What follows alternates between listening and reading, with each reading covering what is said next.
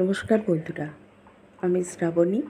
আমার গার্ডেনিং চ্যানেলে তোমাদের প্রত্যেককে স্বাগত। বন্ধুরা, আমি আজকে তোমাদের খুবই গুরুত্বপূর্ণ একটি ভিডিও নিয়ে চলে এসেছি, যেটি সমস্যা তোমরা অনেকে বড়। হঠাৎ করে তোমাদের জবা গাছ ঝিমিয়ে যায়, পাতা ছোট ছোট হয়ে যায়।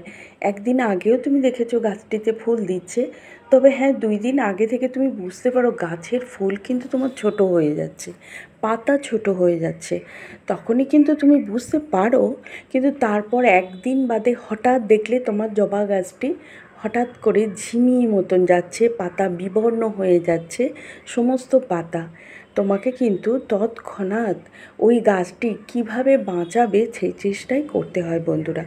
আর তুমি তখন ভেবে পাও না যে গাছটির হঠাৎ করে এমন সমস্যা কেন হলো। এই সমস্যা কিন্তু অনেকগুলি কারণে হয় বন্ধুরা।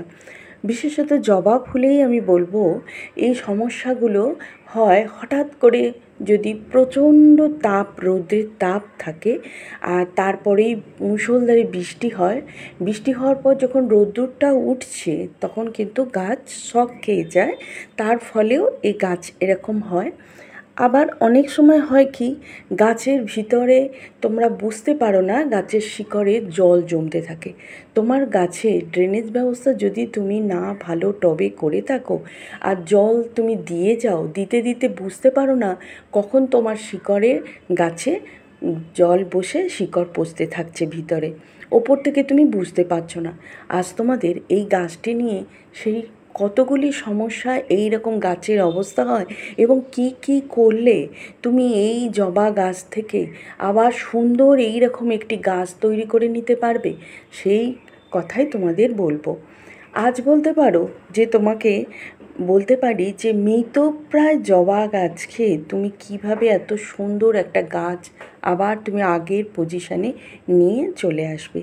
তার জন্যে বন্ধুরা কটি তো কারণ বললাম, আরও বেশ কয়েকটি কারণ আছে এই রকম গাছের অবস্থা হওয়ার জন্য। তুমি তো বুঝছো না, গাছে খাবার দিচ্ছ, জল দিচ্ছ, রৌদ্র যেগুলো লাগে সেগুলো দিচ্ছ, কিন্তু এই গাছটি দেখো, তোমার প্রথমেই দেখে নিতে হবে যে গোড়াটা কেমন আছে।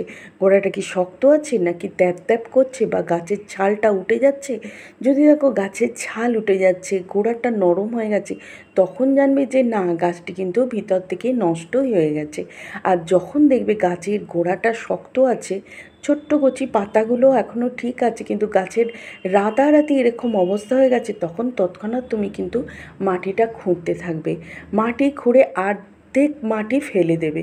এবার দেখো, আমি যে মাটিগুলো খুঁড়ছি, এখন কিন্তু আমাকে বুঝতে হচ্ছে যে জবা গাছের মাটি খুঁড়লেই কিন্তু ওপরে ফিডার রুটগুলো আমরা দেখতে পেয়ে যাই, কারণ খাবারের সন্ধানে জবা গাছের মাটি উপরে শিকড় চলে আসে। তাই এক্ষেত্রে কিন্তু এতটা আমি মাটি খুঁড়ে তুলে ফেলছি, কিন্তু দেখছি কোনো ফিডার রুট কিন্তু ওপরে চলে আসেনি। তখন আমি বুঝছি বেশ অনেক দিনই এর কিন্তু ভিতরে নষ্ট হতে থাকছে গাছটি। কারণ ফিডার রুট যখন থাকছে না, তাহলে গাছ সতেজ নেই, গাছ ভিতরে আস্তে আস্তে নষ্ট হতে থাকছে বন্ধুরা। এইবার দেখো, তুমি তো মাটি অর্ধেক ফেলে দিলে, এর অনেকগুলো সমস্যা হয়। তার মধ্যে মাটি খুঁড়তে খুঁড়তে তুমি যদি দেখো যে ফিডার রুট ওপরে নেই, তখনই জানবে যে গাছের ওপরে খাবারের জন্য শিকড় অনেক দিন ধরে তৈরি হচ্ছে না, শিকড় তৈরি হচ্ছে না। এইবার দেখো, বৃষ্টির কারণে তো হয়ই, যখন প্রখর রোদ্দুর, চড়া রোদ্দুর তোমার থাকে, হ্যাঁ, 40 ডিগ্রির উপর বা 45 ডিগ্রির উপর, তারপর যখন মুষলধারে বৃষ্টি আসে, এবং সেই মুষলধারে বৃষ্টির পর যখন রৌদ্র হচ্ছে, গাছ এরকম অনেক সময় ঝিমিয়ে যায়। কিন্তু তারপরেও কিন্তু সেক্ষেত্রে তোমার রুটের জন্য ফাঙ্গিসাইড দিই, বা এই ধরনের জিনিস দিয়ে আমরা গাছকে বাঁচিয়ে নিতে পারি। কিন্তু এই অনেকটা মাটি খুঁড়ে যখন তুমি দেখছো যে তোমার গোড়াটায় প্রবলেম, এবার গোড়ায় শিকড়ও তুমি তখন এক একটা যখন শিকড় চলে আসবে, মোটা শিকড়, সেই শিকড়গুলোকে তুমি এইভাবে হাতের সাহায্যে দুটো আঙুলকে এইভাবে দিয়ে টিপে টিপে দেখবে যে তোমার শিকড়গুলো ভালো আছে কি না। শিকড়গুলো যদি পচে যায় তখনও তোমার সমস্যা থাকতে পারে। তো সেই ক্ষেত্রে পচা রোধ করার জন্য অবশ্যই তোমাকে ফাঙ্গিসাইড দিতে হবে। সেক্ষেত্রে এইভাবে শিকড়গুলোকে তোমায় টিপে টিপে দেখবে। এইবার দেখো, আমি যে এই গাছটিকে দেখছি, এই গাছটি কিন্তু চলে এসেছে এবার সেই একই জিনিস, যেটা হচ্ছে যার ভিতরে করে জবা গাছগুলো দেওয়া হচ্ছে আজকাল। এবং আমি এই নিয়ে এর আগে অনেক ভিডিও করেছি। একটা ভিডিও দিয়েছি তোমাদের যে নেটপট আমাদের আশীর্বাদ না অভিশাপ। তো এই ক্ষেত্রে আমার এই গাছটার এখন যে পজিশান এসেছে, এই নেটপট অভিশাপ বন্ধুরা। এই যে নেটপটটি দেখছো, আমি প্রথমেই বলেছিলাম যে প্রথম দিকে আমি নেটপট বদলাই না, সেই সমস্যা এলে আমি নেটপট বদলাই। তো এই ক্ষেত্রে সেই পজিশান এসে গেছে, এতটা শিকড় এসে গেছে নেটপটের ভিতরে, আর শিকড় সে বার করতে পারছে না। এবং আমি এক্ষেত্রে যেটা দেখলাম যে একটি জায়গায় একেবারে নেটপটের ভিতরে শিকড় জামকে গেছে, শিকড় আর নিজে এগিয়ে বার হতে পারছে না। তো আমি এতটা কষ্ট করে একদম টুকরো টুকরো করে আমাকে কাঁচি দিয়ে এই নেটপটটি বদলাতে হয়েছে বন্ধুরা। এই ক্ষেত্রে যদি আমি নেটপটটি বদলে না দিতাম, কেটে কেটে টুকরো করে বাদ না দিতাম, সেক্ষেত্রে আমার গাছটিকে বাঁচাতে পারতাম না। কিন্তু এই পজিশানে এসে আমি দেখলাম হ্যাঁ, নেটপট সত্যি গাছের জন্য অভিশাপ এসে দাঁড়িয়েছে। আমাকে নেটপট মানে গোটা কেটে তো বার করতেই পারলাম না, অনেক কষ্টে কাঁচি দিয়ে যাতে গাছের কোনো রকম অসুবিধে না হয় সেই জন্য টুকরো টুকরো করে কেটে পিস পিস করে বাদ দিলাম, যে গাছের শিকড় যাতে না কোনো রকমে আঘাত লাগে। গাছটি তো এমনিতেই অনেকটা কষ্টেই আছে, এই সময় সম্পূর্ণ শিকড় চালাতে পারেনি, খাবারের সন্ধানে শিকড়গুলো যেতে পারেনি। তাই এই ক্ষেত্রে আমি একদম নর্মাল মাটি, সেই মাটিতে আমি অবশ্যই ফাঙ্গিসাইড দিচ্ছি। দেখো, এটা M45 বন্ধুরা, যে কোনো ফাঙ্গিসাইড দেবে, কারণ ওর শিকড় এখন একটুখানি তোমায় দিতে হবে। আমি শিকড় এখন কাটিনি বটে, কিন্তু যেহেতু একটুখানি আঘাত তো লাগে, যে অবস্থায় আমি বাদ দিয়েছি নেটপটটা কেটে। আর এটা দিলাম এক্সম সল্ট, কারণ গাছটার পাতা নতুন গজাতে সাহায্য করবে এবং গাছে নতুন পাতা আনতে সাহায্য করবে।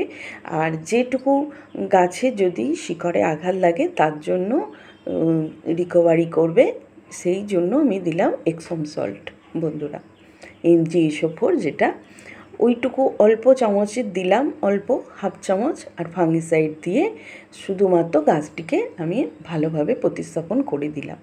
এরপর বন্ধুরা, এরপর কী দেবো, এই মৃত সঞ্জীবনী বলবো এই সব গাছের জন্য, সেটা হচ্ছে হিউমিক অ্যাসিড। এটা সম্পূর্ণ জৈবিক, তোমরা যে কোনো দোকানে পেতে পারো বা অনলাইন থেকে পারচেস করতে পারো।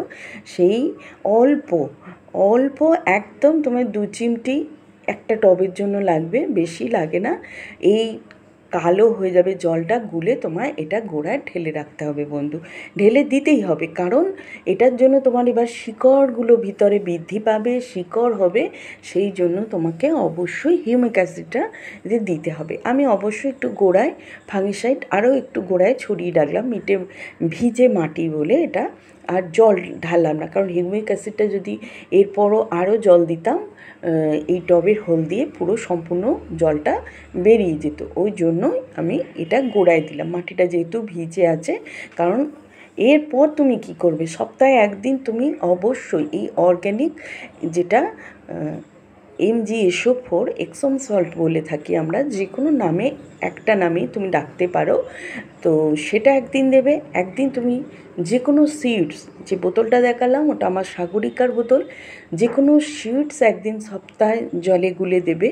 এই গাছের জন্য এখন না কোনো খোল পচা, না কোনো সবজির জল, না কোনো বাদাম খোল বা কোনো রকম হার্ড খাবার, কোনো রকম কিছু না।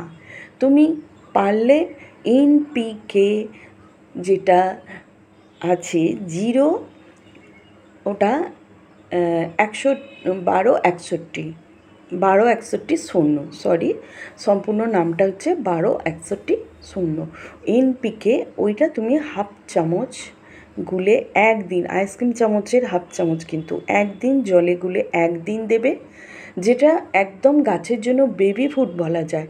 এই গাছকে তোমাকে আবার আগের মতন করে আনবার জন্য একদিন সপ্তাহে দেবে 1261। একদিন হচ্ছে MgSO4 বা এপসম সল্ট বা ম্যাগনেসিয়াম সালফেট, যে কোনো নামে একদিন, আর একদিন দেবে হিউমিক অ্যাসিড। এই রকম করে 1 মাস এই গাছটাকে যত্ন করো।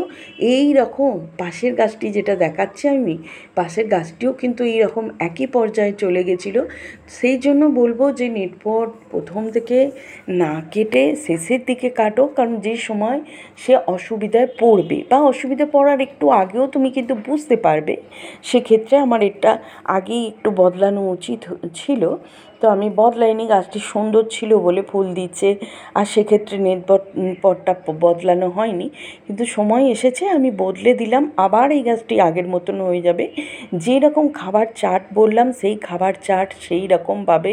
তবে হ্যাঁ, এখন যেহেতু এরকম আমি ওকে বদলেছি, এর জন্য আমি 3 থেকে 4 দিন আমি ওকে ছাওয়ায় রাখবো।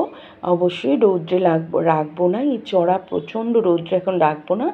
4 দিন তো আমি রাখবোই ছাওয়ায়, রাতের দিকে হাওয়ায় বার করে দিচ্ছি। এই রকমভাবেই গাছটিকে রাখছি আমি। আর খাবার আমি যে চার্ট বললাম সেই রকম করেই রেখেছি। আসি বন্ধু, তোমরা অনেকেই এটা উপকৃত হবে।